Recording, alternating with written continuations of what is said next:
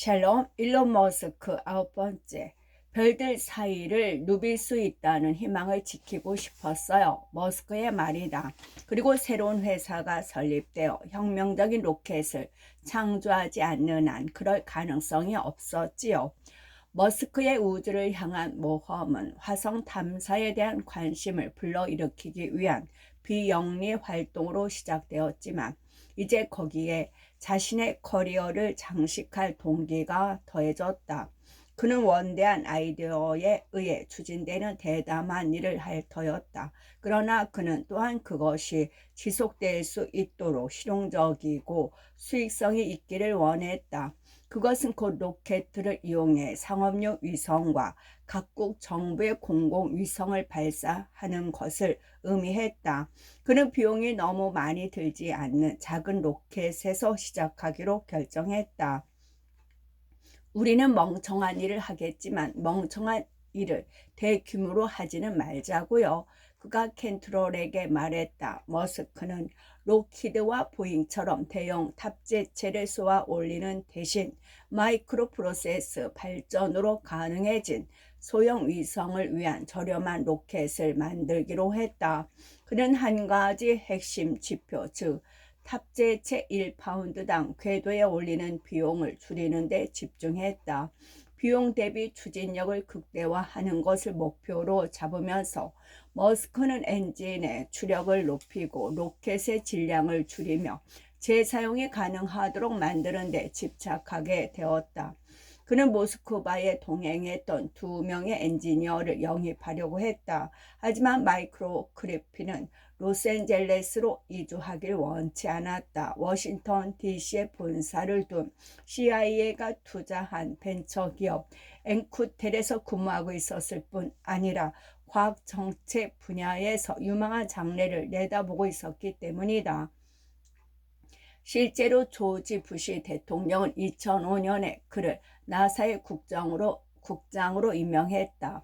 짐 켄트럴은 입사를 고려했지만 그의 과도한 고용보장 요구를 머스크가 받아들이지 않았다. 결국 머스크는 자동적으로 회사의 수석 엔지니어가 되었다.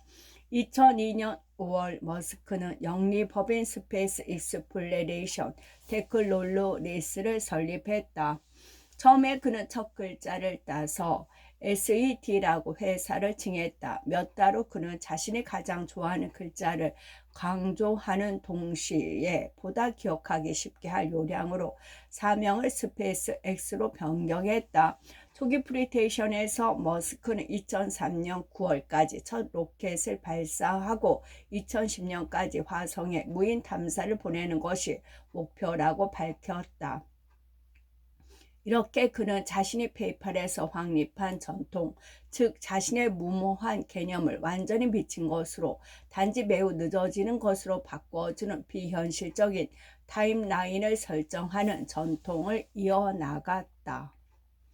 16장 아버지와 아들, 로스앤젤레스 2002년 첫 아이의 죽음 2005년 5월 일론이 스페이스X를 출범하던 바로 그 무렵 저스틴은 첫 번째 아이를 출산했다. 아이는 네바다주에서 열린 연례 버닝맨 축제에 부부가 참가했을 때 잉태되었다는 이유로 네바다라는 이름을 얻었다. 네바다는 생후 10주가 되었을 때 온 가족이 사촌의 결혼식에 참석하기 위해 로스앤젤레스 남쪽에 있는 라구나 비치에 갔다. 피로연 도중 호텔 매니저가 머스크 부부를 찾으러 들어와서는 아기에게 무슨 일이 생겼다고 말했다. 그들이 방으로 돌아왔을 때 구급 대원들은 이미 네바다에게 삽관을 하고 산소를 공급하고 있었다. 유무는 아기가 아기 침대에서 누운 자세로 자고 있었는데 어느 순간 호흡이 멈췄다고 설명했다. 원인은 선진국 영아 사망의 주요 원인 불명의 영아 돌연 사중 후 군으로 추정된다. 저스틴은 나중에 이렇게 말했다. 구급대원이 아기의 호흡을 되살려 놓긴 했지만 산소 결핍이 너무 오래 지속된 탓에 뇌사 상태가 되었어요. 김벌과 일론과 저스틴, 아기와 함께 병원으로 향했다.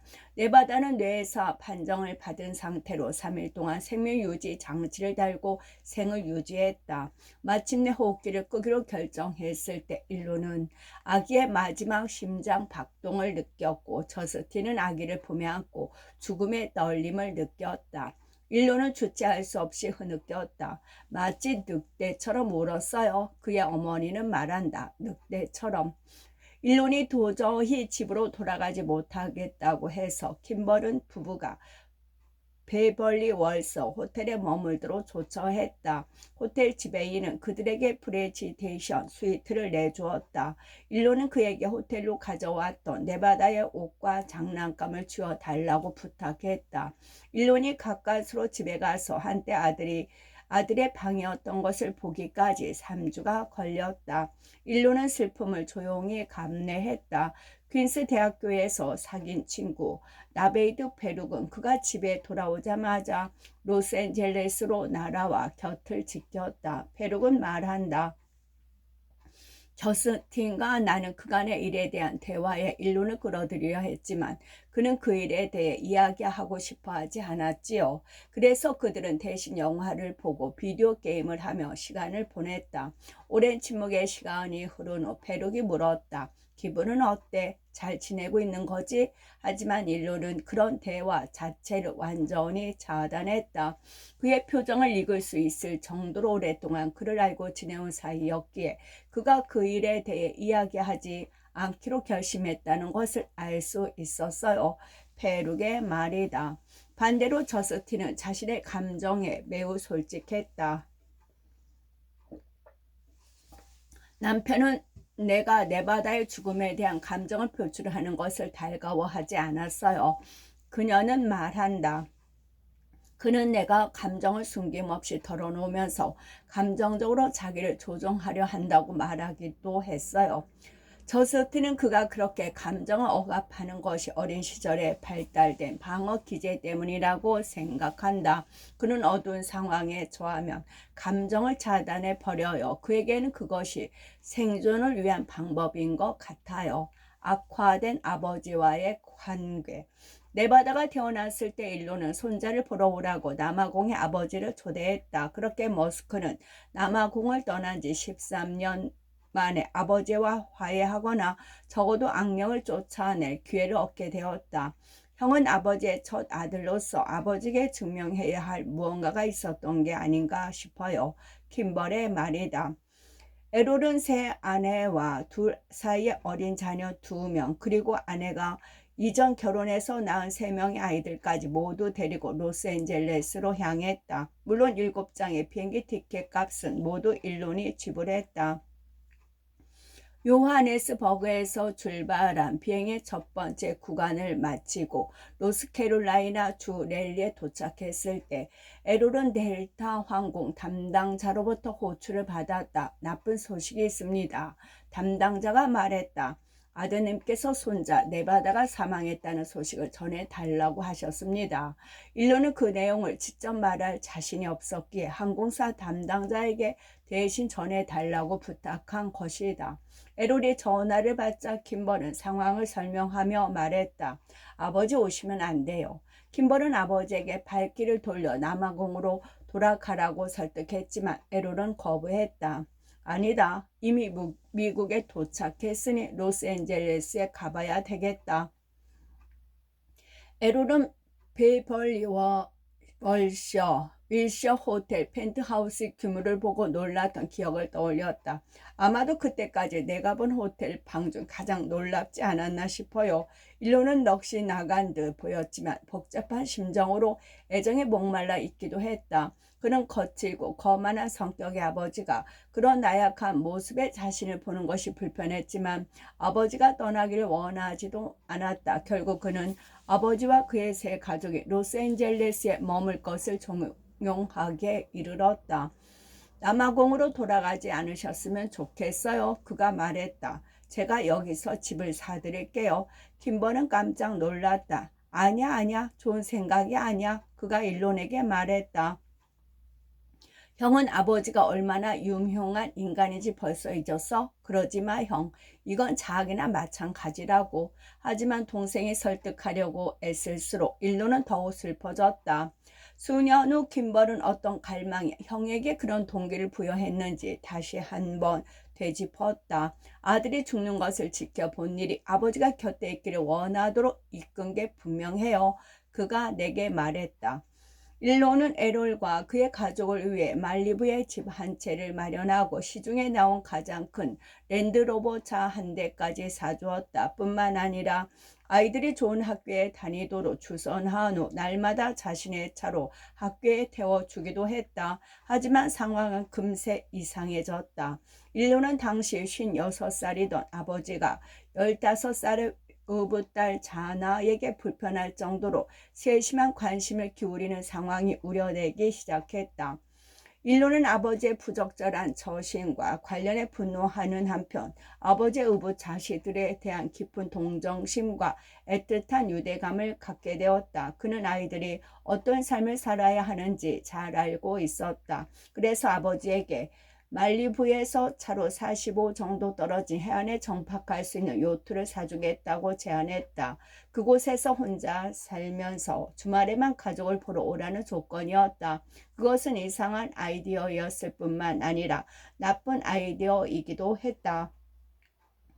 결국 이후에 모든 상황은 더 이상해지고 말았다. 남편보다 19살이나 어린 에롤의 아내는 일론에게 의지하며 일론의 말만 듣기 시작했다. 에롤은 말한다.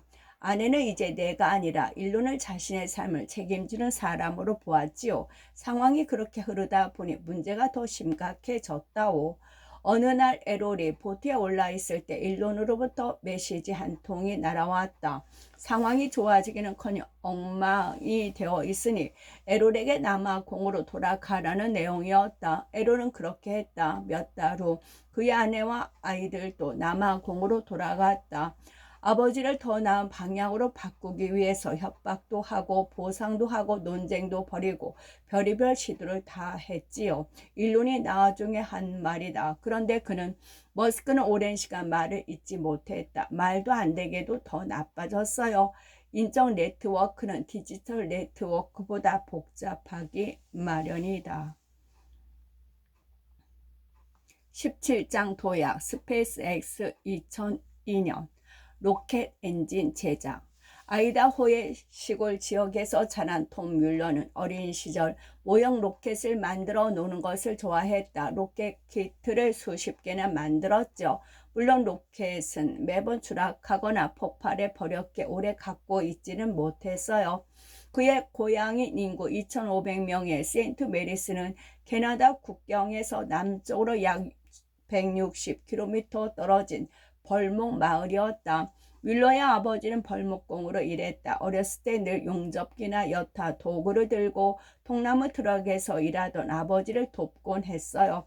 그렇게 무엇이든 직접 해보면서 어떻게 효과가 있고 어떤 게 효과가 없는지에 대한 감을 키웠지요.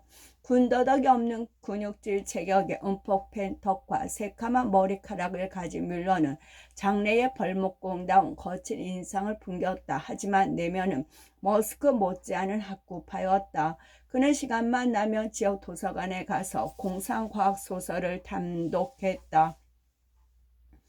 중학교 시절 교내 프로젝트 과제로 귀뚜라미 모형을 로켓 안에 넣고 뒤뜰에서 쏘아 올려 가속도가 귀뚜라미에게 어떤 영향을 미치는지 시험하기도 했는데 이 실험은 그에게 의도치 않았던 교훈만 안겨주었다.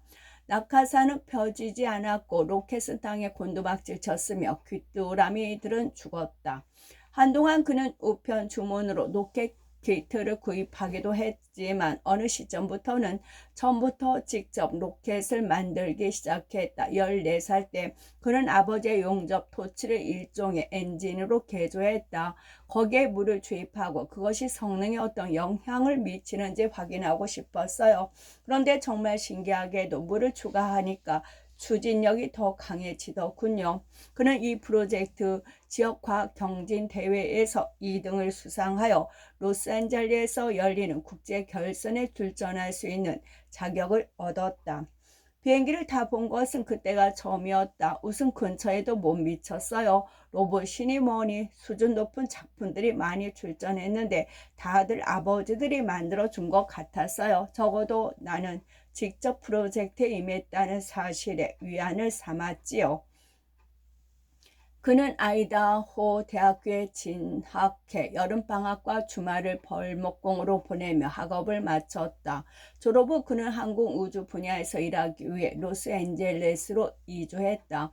성적은 그다지 훌륭하지 않았지만 열정이 전염력을 발휘할 정도로 남달라 TRW에 취직할 수 있었고, TRW는 닐 암스트롱과 버즈 올드린을 달에 보낸 로켓 엔진을 제작한 회사였다. 윌리엄은 주말이면 모하비 사막에 가서 1943년에 설립된 로켓 애호가 클럽인 리액션 리서치 소사이어티의 동료 회원들과 함께 자체 제작한 대형 로켓을 테스트하곤 했다. 그곳에서 그는 동료 회원인 존 가비와 손을 잡고 무게가 80파운드나 되는 아마추어 작품으로는 세계에서 가장 강력한 로켓 엔진을 제작하기 시작했다. 2002년 1월 어느 일요일 창고를 빌려 그 아마추어 엔진의 제작에 열중하던 중 가비가 뮬러에게 일론 머스크라는 인터넷 백만 장자가 그를 만나고 싶어 한다고 말했다. 머스크가 저스틴과 함께 도착했을 때 뮬러는 줄에 매단 80파운드짜리 엔진을 어깨에 떠받친 채 플레임에 고정하기 위해 볼트를 조이고 있었다. 머스크는 다짜고짜 그에게 질문을 퍼붓기 시작했다. 그게 추력을 얼마나 되나요? 뮬러는 13,000파운드라고 답했다. 더 큰 것도 만들어 본 적이 있나요? 뮬러는 얼마 전부터 TRW에서 65만 파운드 추력을 가진 TR-106을 제작에 참여하고 있다고 설명했다. 추진 연료는 무엇을 쓰나요? 머스크가 또 물었다. 뮬러는 머스크의 속사포 질문에 집중하기 위해 마침내 볼트 결합 작업을 일시 중단했다. 머스크는 뮬러에게 TRW, TR-106만큼 큰 엔진을 혼자서 만들 수 있는지 물었다. 뮬러는 자신이 인젝터와 점화기를 직접 설계했고 펌프 시스템을 잘 알고 있으며 나머지는 팀과 함께 해결할 수 있다고 답했다. 머스크는 물었다. 비용이 얼마나 들까요? 윌러는 TRW가 1200만 달러를 들여 그것을 제작하고 있다고 답했다. 머스크는 방금 전에 던진 질문을 재차 반복했다. 비용이 얼마나 들까요? 이런. 그거 참 답하기 어려운 문제이긴 합니다. 대화가 너무 빨리 구체적인 사안으로 진행되어서 속으로 놀라고 있던 뮬러 역시 그 부분을 재고해 볼 필요가 있다고 판단했다. 그때 긴 가죽 코트를 걸치고 있던 저스틴이 머스크를 쿡 찌르며 이제 갈 시간이 되었다고 말을 건넸다. 머스크는 뮬러에게 다음 일요일에 만날 수 있는지 물었다. 뮬러는 주저했다. 마침 슈퍼볼 일요일이었고 나는 와이드 스크린 TV를 막 구입했기에 친구들과 함께 경기를 보고 싶었어요. 하지만 그는 거부해봤자 소용이 없는 것 같은 느낌이 들었고 그래서 찾아오겠다는 머스크의 제안을 받아들였다. 우리가 발사체 제작에 대해 얼마나 몰두해서 이야기를 나누었던지 마치 한 편의 연극을 보는 것 같았지요. 뮬러의 기억이다. 그들은 그 자리에서 다른 엔지니어 몇 명과 함께 최초의 스페이스X 로켓에 대한 계획을 대략적으로 세우기까지 했다. 발사체의 일단은 액체 산소의 둥요를 사용하는 엔진으로 추진하기로 결정했다. 제가 그 작업을 쉽게 할 수 있는 방법을 알고 있습니다. 뮬러가 말했다. 머스크는 상단에서 과산화 수소를 사용하자고 제안했지만 뮬러는 그것은 다루기 어려울 것이라고 생각했다. 그래서 사산화 질소를 제안했지만 머스크는 그것이 너무 비싸다고 생각했다. 결국 두 사람은 2단에서 액체 산소와 둥유를 사용하기로 합의했다. 슈퍼볼은 잊혔다. 로켓이 더 흥미로웠다. 머스크는 뮬러에게 로켓의 엔진 설계를 담당하는 추진 책임자 자리를 제안했고 TRW 리스크 회피적인 문화에 불만을 품고 있던 뮬러는 일단 아내와 상의했다. 아내는 일을 하지 않으면 당신은 자책하게 될 거예요 라고 말했다. 그렇게 뮬러는 스페이스X 첫 번째 주요 영입자가 되었다. 뮬러가 구집한 한 가지 조건은 머스크가 그의 2년치 보수를 조건부 날인 증서로 보장해 주는 것이었다. 그는 인터넷 100만 장자가 아니었기에 벤처가 실패할 경우 보수를 받지 못하게 될 가능성을 감수하고 싶지 않았다.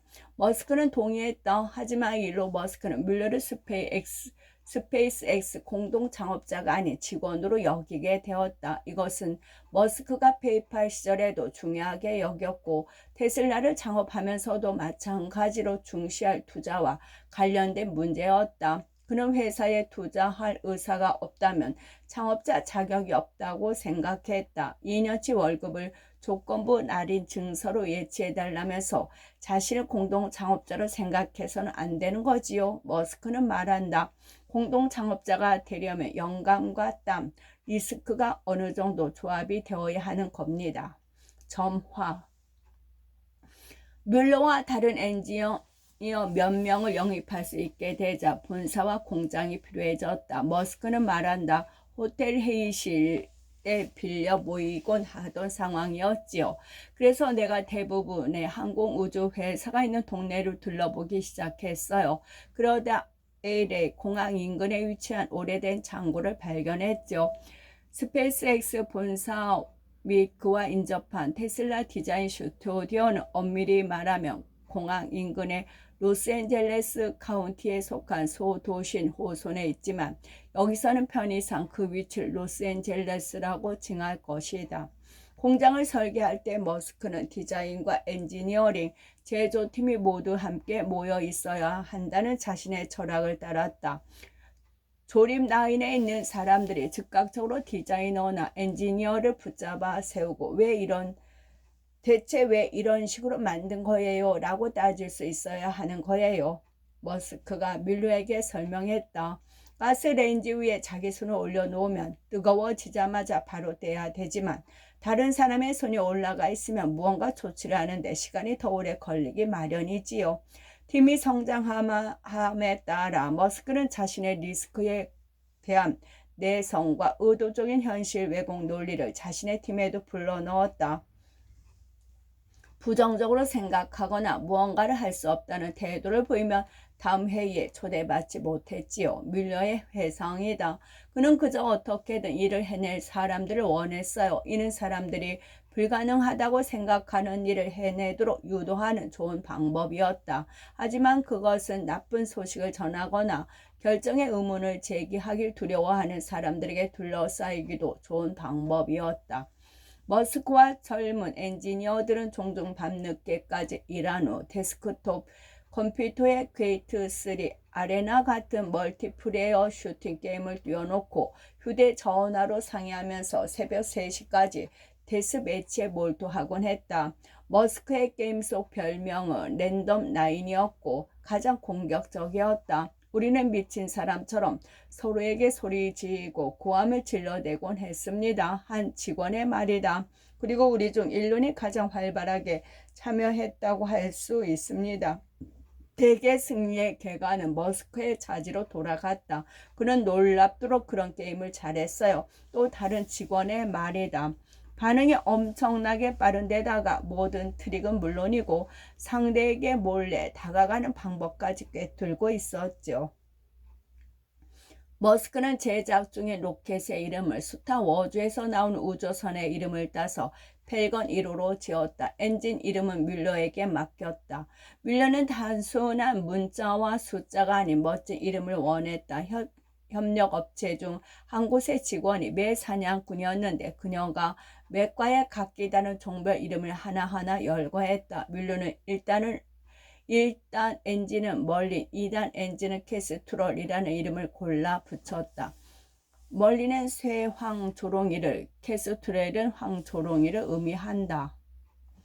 18장 로켓 제조 규칙 스페이스X 2001에서 2003년 모든 비용의 의문을 제기하라.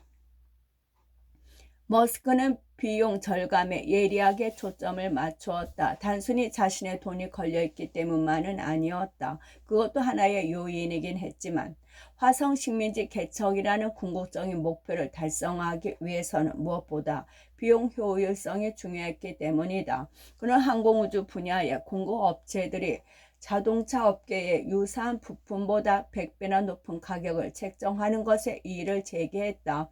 비용에 대한 그의 집중과 타고난 통제 본능은 공급업체에서 부품을 구매하던 당시 로켓이나 자동차 업체 표준 관행에서 벗어나 가능한 한 많은 부품을 자체적으로 제조하고자 하는 열망으로 이어졌다. 한 번은 스페이스X 밸브 하나가 필요했는데 공공업체에서 25만 달러가 든다고 하더군요.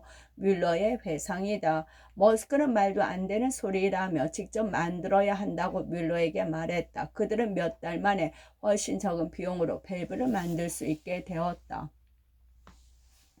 또 다른 공급업체는 상부 엔진의 노즐을 회전시키는 작동기가 12만 달러를 제시했다. 머스크는 차고 문 개폐기보다 더 복잡할 게 없는 간단한 장치라면서 엔지니어 중 한 명에게 5천 달러에 만들라고 지시했다. 뮬러 밑에서 일하던 젊은 엔지니어 중 한 명인 제러미 홀머는 세차 시스템에서 액체를 혼합하는 데 사용하는 밸브를 로켓 연료와 함께 작동하도록 개조할 수 있다는 사실을 발견했다. 한 공공업체가 연료 탱크 위에 장착하는 알루미늄 돔을 납품한 후 다음 회분의 가격을 인상했다. 말하자면 페인트공이 합의된 가격의 집의 절반을 칠한 후 나머지 절반을 칠하는데 그 3배의 를 요구하는 셈이었지요. 스페이스X에서 머스크의 가장 가까운 동료가 된 마크 준 고사는 말한다. 이제 일로는 그다지 흥분하지도 않았어요. 머스크는 모스크바에서 경험한 로켓 장사치들 얘기를 하면서 그것이 러시아 놈들 행태 같다고 말했다. 그러면서 준코사에게 우리가 직접 만들어 봅시다 라고 했다. 그들은 돔을 만들기 위해 조립시설에 새로운 부분을 추가했다. 몇 년 후 스페이스 X는 로켓 구성품의 70%를 자체 제작하게 되었다. 스페이스 X에서 첫 멀린 엔진을 생산하기 시작했을 때 머스크는 뮬러에게 엔진의 무게가 얼마나 되는지 물었다. 뮬러는 약 1000파운드라고 답했다. 머스크는 테슬라 모델 X 엔진의 무게가 약 4000파운드이고 제작비는 약 3만 달러라고 말했다.